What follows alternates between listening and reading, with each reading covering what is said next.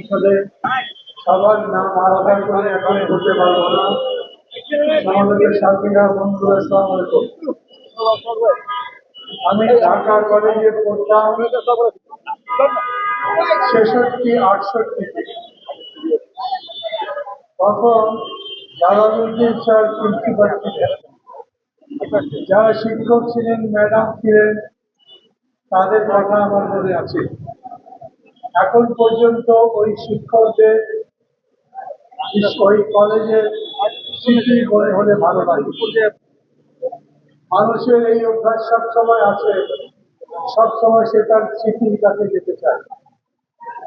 আমার বাড়ি বগুড়া, ওখানে মালতীনগর প্রি প্রাইমারি স্কুলের আমি ছাত্র ছিলাম। আজ আমার বয়স 75-এর বেশি, এখনো পর্যন্ত আমি সেই স্কুল খুঁজে বেড়াই। যেখানে স্কুলটা ছিল সেখানে স্কুল নাই। খুঁজতে খুঁজতে দেখি আধা মাইল দূরে করতোয়া নদীর পাড়ে সেই স্কুল দেওয়া হয়েছে। যখন জেলে আছি তখন বিএনপির জ্যেষ্ঠ যুগ্ম সাধারণ সম্পাদক রিজভির সঙ্গে কথা হচ্ছিল। আমার 10 বছর পরে উনি ওই স্কুলের ছাত্র ছিলেন। স্মৃতি এতই চমৎকার, মাঝে মাঝে তার দুঃখের সময় মনে পড়লেও ভালো লাগে। আমি এইখানে যেরকম জিনিসটা দেখি, একটা গাছ, একটা মানুষ কিংবা একটা পাখি, আমার চিরজীবন মনে থাকতে পারে যদি সেটা আমাকে আনন্দ দেয়। ঢাকা কলেজ আমার কলেজ, আমি এই কলেজে হোস্টেলের কিছুদিন ছিলাম। আমি আমার কলেজকে সেই রকমই দেখতে চাই।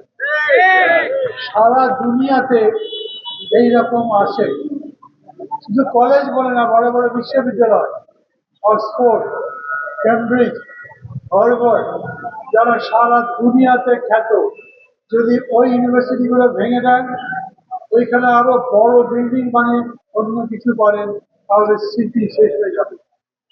এখন পর্যন্ত তাজমহল ধরে রাখে কেন?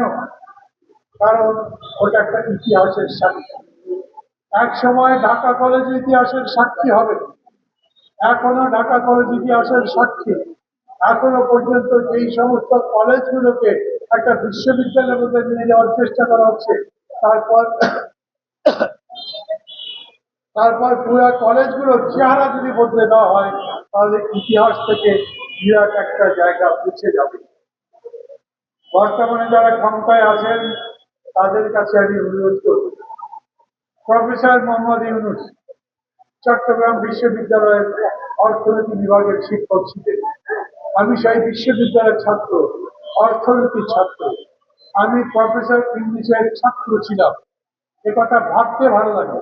আমাকে দেখলে মাঝে মাঝে ইংলিশ স্যার বলেন অন্যদের দেখিয়ে, ও আমার ছাত্র ছিল, ও এরকম ছাত্র ছিল, ভালো কিংবা মন্দ, এই যে স্মৃতি, সেটাকে মুছে ফেলবার চেষ্টা করে নাই। আরো কলেজ বানান, আরো বিশ্ববিদ্যালয় বানান, আরো তো দরকার আমাদের। কিন্তু একটা জিনিস যা আছে, যার নাম নিয়ে আছে, সেটাকে বদলে দিতে হবে কেন? সেটাকে কেন বাদ দিয়ে দিতে হবে? সেটা রক্ষা করবার পরেও তো আমরা সামনের দিকে যেতে পারি। আমাদের এটা কোনো আলোচনারই ব্যাপার নয় যে 7 কলেজের ঐতিহ্য রক্ষা করতে হবে। আমরা বরঞ্চ বলি ইতিহাস রক্ষা করাই আমাদের কাজ। 15 বছর ধরে যারা ক্ষমতায় ছিল, তারা ইতিহাসের কান টেনে লম্ব করে দিতে চেয়েছে। তারা বোঝাতে চেয়েছে একটা মানুষ কেমন ইতিহাস তৈরি করেছে, লড়াই করেছে কতগুলো লোক। তিনি নিজে বলতেন 30 লক্ষ লোক জীবন দিয়েছে, সেই 30 লক্ষ লোক ইতিহাসে নাই, একটা লোক ইতিহাসে থাকবে। এইটা কি ইতিহাস হবে?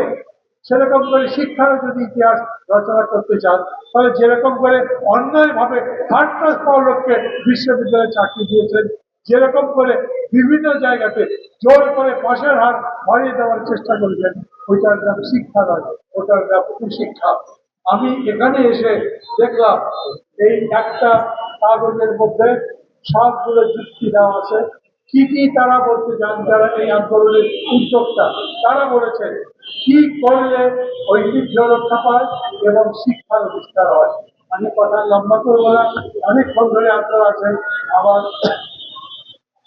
নিজস্ব একটা সভা ছিল, সেখানে আমি সভাপতিত্ব করছিলাম, ফলে আমি সভার শেষটা করে আমি আসতে পারছিলাম না। সভাটা শেষ করে এসেছি এবং আমি খুবই কৃতজ্ঞ আপনাদের কাছে যে এতক্ষণ পর্যন্ত সভাটা ধরে রাখতে পেরেছেন। এইখানে এসে আর কিছু মনে না হোক, আমার মনে হচ্ছে আমি তো ঢাকা কলেজের ছাত্র ছিলাম। সেটা একটা বড় অহংকারের বিষয়। ঢাকা কলেজের নাম কিরকম ছিল জানি, আমি ঢাকা কলেজের প্রশংসা করে আর ঢাকা কলেজের শিক্ষার্থীদের যদি থাকে তাদের মন খারাপ করতে চাই না। আমরা প্রতিযোগিতামূলক, কিন্তু যেই প্রতিযোগিতা আমাদেরকে সামনে নিয়ে যায় সেই প্রতিযোগিতামূলক শিক্ষা চাই। আমরা শত্রুতা বিদ্বেষের জন্য ওই শিক্ষা বলছি না, আমরা কেন নিজেদের অহংকার বাড়াবার জন্য এগুলোর কথা বলছি না। আমরা বলছি সেই কথা যে আমাদেরকে সামনে দেয়, আমাদের মধ্যে সংস্কৃতি বাড়ায়, আমাদের শিক্ষার মান আরো উন্নত করে। আপনাদের সবাইকে ধন্যবাদ। খোদা হাফেজ।